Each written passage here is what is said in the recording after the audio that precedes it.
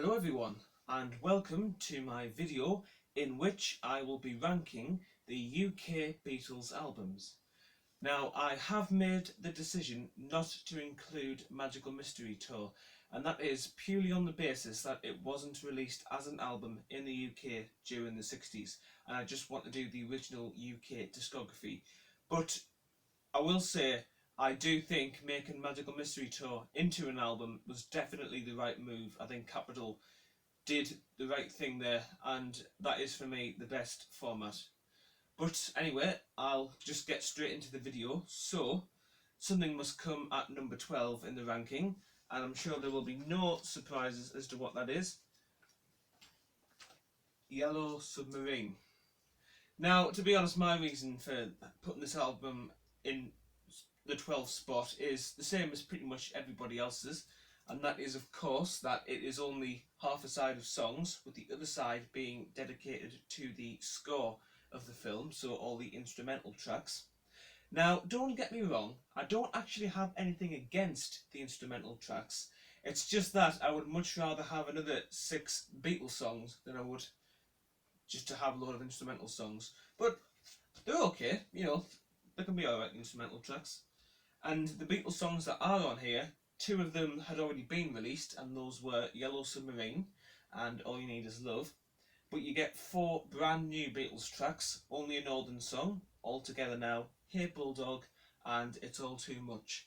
And those 4 songs alone, I would have trouble ranking. They are all brilliant songs, very catchy, and It's All Too Much, I would say, is one of my favourite George Harrison tracks. So overall, not a bad album, but it's not a complete Beatles album really, so that has to go at number 12, unfortunately. So, number 11, we have Let It Be. Now, I will say it really pains me to put Let It Be at number 11. I would have liked to have had this a couple of places higher. My only real problem with it, though, is that it just does not have as many kind of full-length songs as I would have liked. Because obviously side 1 has Dig It and Maggie May, and I don't mind those, they are nice to listen to, but it's nowhere near as good as having Beatles songs.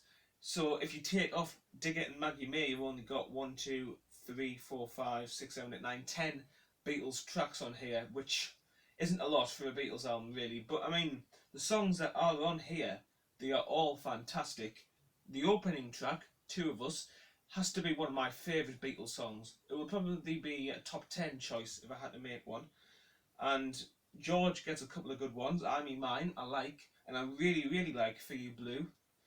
Now, I know some people don't agree with what Phil Spector did to these songs when he kind of put all the extra arrangements and accompaniment and stuff on them, especially with The Long and Winding Road. But personally, I think Phil Spector did a damn good job, I think, of really restoring and just really building up these tracks that the Beatles had done in the studio.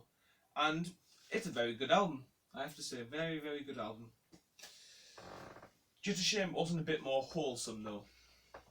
So at spot number 10, I'm getting confused already. Spot number 10, we have A Hard Day's Night. Now, a few of you might be surprised that I put the Beatles album with such a high reputation at a comparatively low spot on my ranking at number 10. And I'll just talk about this album. First of all, it has 2 amazing singles, and those are A Hard Day's Night and Can't Buy Me Love, both of which are amongst my favourite Beatles singles. And there isn't a bad song on here, I'll be honest. It's a shame that Ringo doesn't get a track though, because I always like to hear from Ringo on a Beatles album, and he doesn't get one on here, which is a shame. George does though. He gets I'm Happy Just to Dance With You, which I like. That's a good song sung by George Harrison, and you get loads of catchy songs on here. But I don't know. It's one of those albums where I don't have anything against it. It's just it happens to crop up at number 10 in my ranking, And this is another album which I would have liked to have ranked maybe a place or 2 higher, but this is just how it's turned out, and that's really all I have to say about A Hard Day's Night, to be honest. A smashing album, but it just happens to be at number 10 in my ranking. It has a great cover though. I love the cover for A Hard Day's Night. So at number 9 is With the Beatles, which is the second album in the UK by the Beatles. Now, I would say it's only about this much between With the Beatles and A Hard Day's Night, because With the Beatles is a very good album, but for a slightly different reason. So, first of all, With the Beatles doesn't actually have any Beatles singles on it, which is surprising considering how good of an album it is. It does have All My Loving though, which is a very, very popular and well-known Beatles track, and it has some of the Beatles' best covers on, in my opinion. Money is probably the most famous cover from this album, which is fantastic. You know, John's really going for it with that one. And Devil in Her Heart I really like, actually. And George takes the lead vocals on that song. I think he does a smashing job on that. You Really Got a Hold on Me, Smokey Robinson track that was, and they do a really good version of that. And of course, the two rock and roll classics, Please Mr. Postman and Roll Over Beethoven. George takes the lead on Roll Over Beethoven, does a great job, and Please Mr. Postman, one of my favourite tracks on the LP. Now, one song which a few people aren't big fans of, but I really, really like, is Till There Was You, which I think was from a Disney film, but I've got no idea what Disney film it was from. But anyway, this is Paul's kind of romantic track for the album, and so he does the lead vocals on that, and I think he does a really, really good job. I actually really like Paul's version of Till There Was You that he does on the Ed Sullivan Show, if you've seen that. I think he does a really good version of it on there as well. And yeah, this is another album where I can't fault a single track on it. Ringo gets a really good track, I Want to Be Your Man. I really like that Ringo song. And yeah, damn good second album, I think. Not a bad follow-up to Please Please Me. So, at place number 7, 8, I can't count today, people, I cannot count. At place number 8 is Beatles For Sale, which is facing the wrong way. Beatles For Sale. So, Beatles For Sale, I think, could possibly be one of the Beatles' most underrated albums, if not the most underrated album. And Beatles For Sale is, you can tell it was a rush release, because, you know, at least half the songs are covers, but that's nothing unusual for a Beatles album until this point. A Hard Day's Night was the only one to be all original songs. Excuse me. But one thing I have to say about Beatles 6, Beatles For Sale, is that the Beatles are just given spot on vocal performances. They're really powerful tracks, every single song on this LP. John's voice in particular, I think, is top notch on here with Mr. Moonlight. You know, he's opening a bit for Mr. Moonlight is astonishingly good. And every single cover that they do on this album is fantastic. George does Everybody's Trying to Be My Baby, which I believe is a Carl Perkins song originally. And he does an absolutely brilliant version of that. Fantastic guitar on that song as well. And Ringo does Honey Don't, which I think was also a Carl Perkins song. And that is really, really good. It's not particularly kind of... excuse me again. It's not particularly kind of rocky as such, but it is really good. And the original songs that are on this LP are really, really catchy. 8 Days a Week, which opens up side 2, is arguably my favourite Beatles track. Oh, sorry. But the other songs they do, What You Doing, Every Little Thing, they are fantastic. And I Don't Want to Spoil Your Party, which was the B-side to 8 Days a Week in America, is really good. Sorry, I don't know what's wrong with me today. Right, that's hopefully out of my system now. Back to the review. So, yeah, Beatles For Sale. It's alright with me. I really like this album. Not a thing wrong with it. So, at number 7, now this one may surprise people, because this album would normally be quite a bit higher on most people's rankings, and that is Rubber Soul.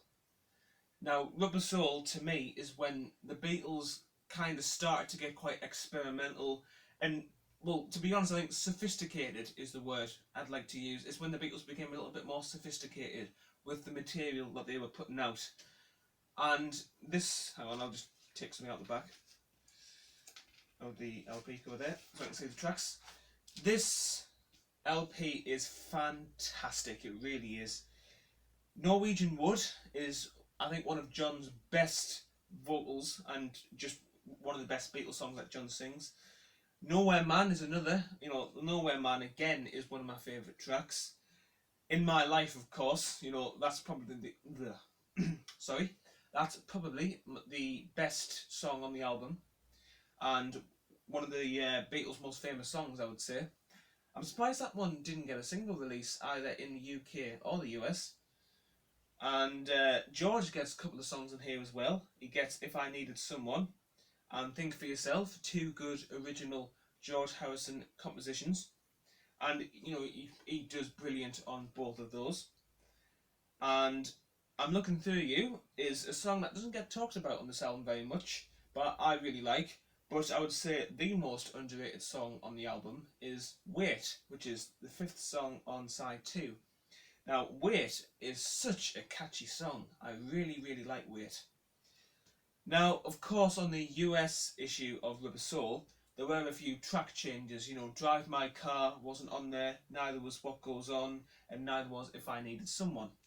Now, to be honest, Drive My Car, okay, I could possibly live without Drive My Car, but What Goes On, I really like What Goes On. I don't understand why it gets so much stick, because I think Ringo does a really good vocal. John Lennon and Paul McCartney's harmonies are spot on for that track, and it's one of the songs I most look forward to when I'm listening to Rubber Soul.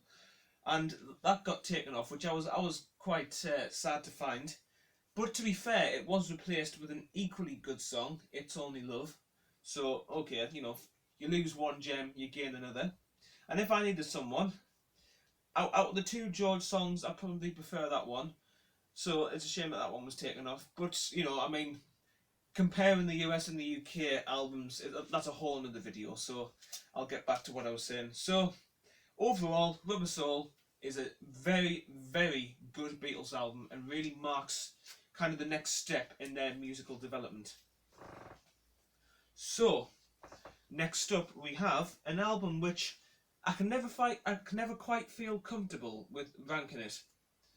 That's the White Album.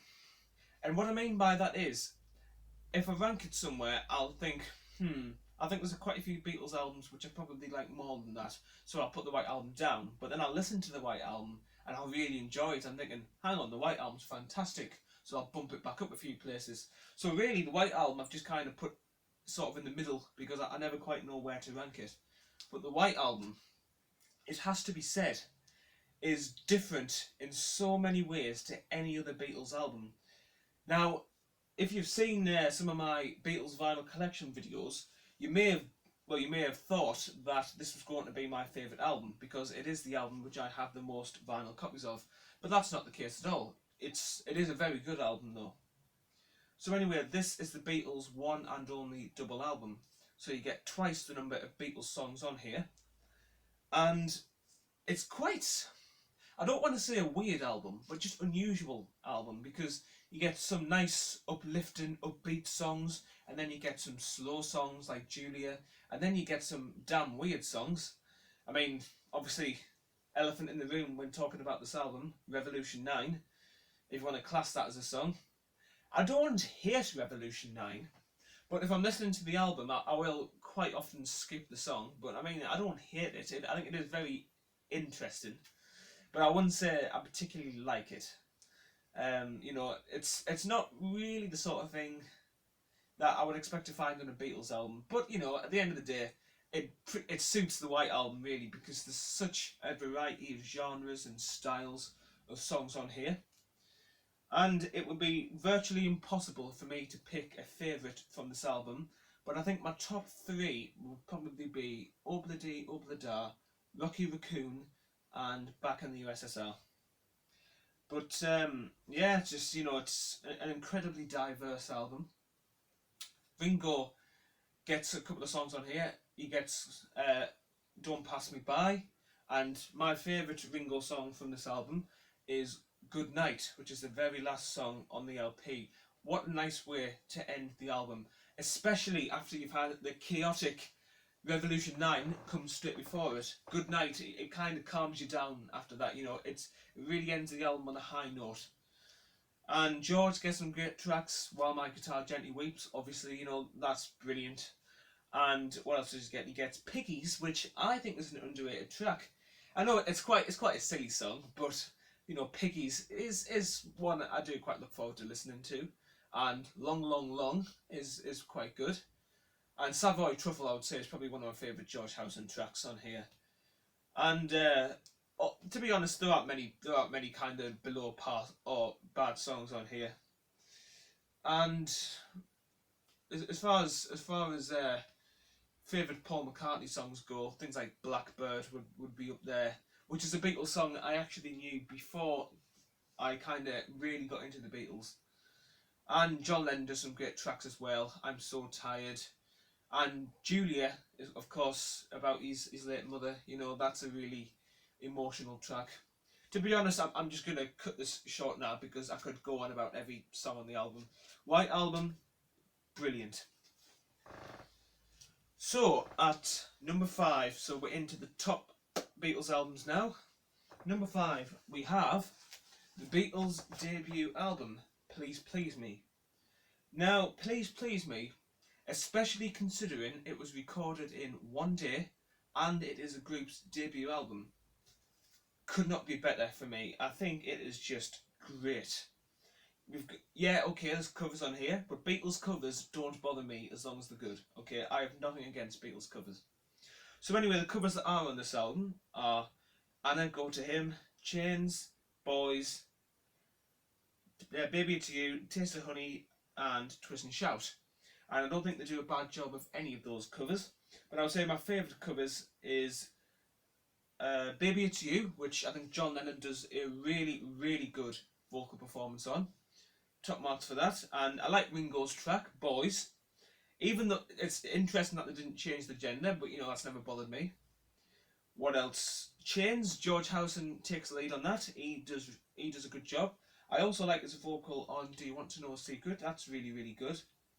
And when it comes to original songs, I Saw Her Standing There and Twist and Shout are my two favourite tracks, and they open and close the album, respectively. And Paul takes the lead on I Saw Her Standing There, and he does a really, really good job on that.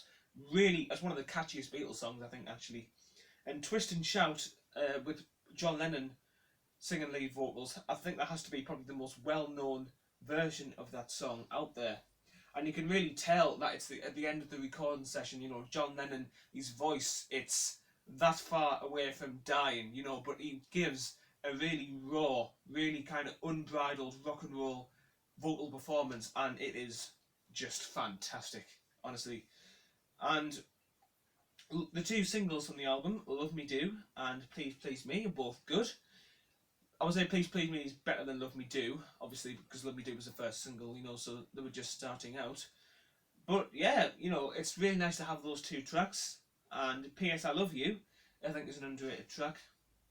Yeah, so that's, again, I could talk about every song for a while, so I'll just carry on. But Please Please Me, for a band's debut album, it was recorded in a day, and it's really stood the test of time, I think. Sounds as good now as I'm sure as it did in 1963. So, we are moving up to Beatles album number 4. Now, again, this may surprise a few people. Help. Now, Help, for me, I know I said Beatles For Sale was certainly a contender for this, but I think Help may actually be the most underrated Beatles album. Help, for me, is practically flawless. I would say the only flaw on the album for me, well, less of a flaw, but anyway, the only thing that isn't brilliant about this album for me is Dizzy Miss Lizzy. I've really tried to like that track, I really have. I've always wanted to like the track. I don't know what it is about it. There's just something about this Dizzy Miss Lizzy track that I wouldn't say I don't like, but just kind of, it really isn't as good as the rest of them. I don't know if it's the really piercing guitar or not, or I don't know, but you know, I'd have liked a better song to end the album on. But anyway, that's the one and only bad thing about this album. I'll move on to all of the good things about this album. So side one contains the songs that were used in the film. And to be honest, I think Help might actually be my favourite Beatles film. But that's a whole other video. And side two is all of these songs that were made just for this album. And as far as the ratio of original songs to covers go, there's only two covers on this album, and those are Act Naturally and Dizzy Miss Lizzy. I've already talked about Dizzy Miss Lizzy, but as far as Act Naturally goes, this is Ringo's contribution to the album, and it is a really, really rocking performance given by Ringo on that song. It's really catchy. I can't help but tap my foot and sing along to Act Naturally, and that is just brilliant.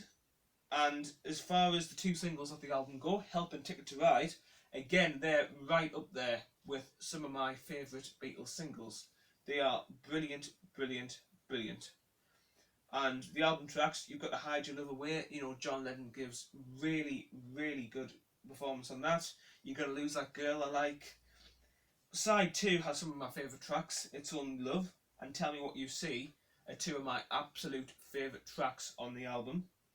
I've Just Seen a Face opened up the American Rubber Soul. Now, it's a very good song.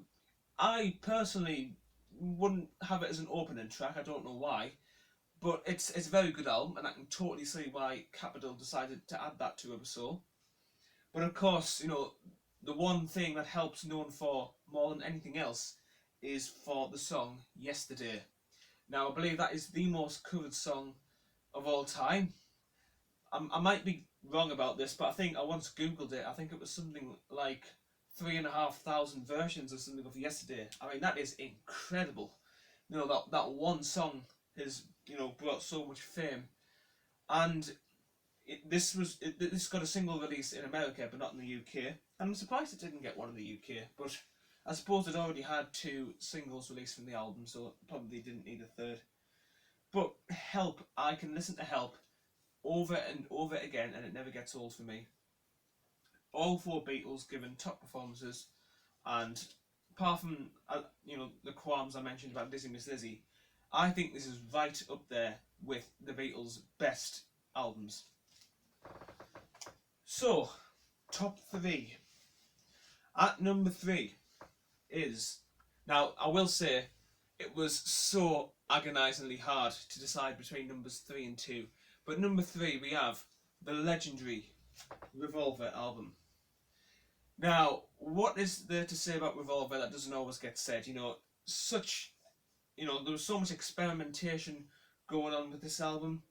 You get some really unusual stuff, like obviously Tomorrow Never Knows with its backwards guitar and, you know, the weird sound effects and the loops and all sorts of stuff going on for Tomorrow Never Knows. What a Beatles song that is. And what else do you get? You get Yellow Submarine and Eleanor Rigby, which was released as a double A side. And both those songs, I can't actually pick which one I like the best because they're both fantastic. And Taxman opens the album, which was George Harrison's first song on this LP. And that I really like. I think that's a really good opening song. And She Said, She Said. You know, in terms of subject matter, it's quite weird, but that's a fantastic song.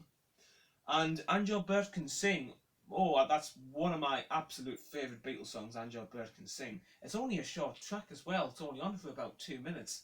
But And Your Bird Can Sing, it is just so catchy. Got to Get You Into My Life. I didn't actually learn this until a few months ago, that it's actually about drugs and not about a girl. And that's, it didn't really impact how much I enjoyed the song, but I do have to admit, I always liked thinking about it being about a girl rather than about drugs. But you know, it's not the end of the world. I can still enjoy the song.